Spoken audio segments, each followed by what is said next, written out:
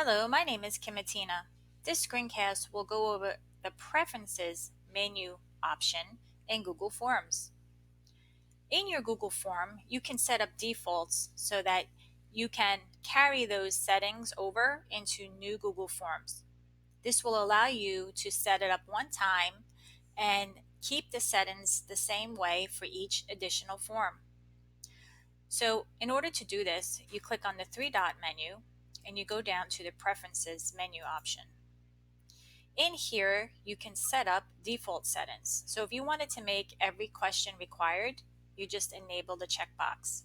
If you wanted to set up a default point value for your questions, you click on that checkbox, and over here, you can simply select the number that you want. So this is saying that for every new Google form that I create, I'm going to make all of the questions required, and I'm going to allow all of the questions to have a 5-point value. I click Save.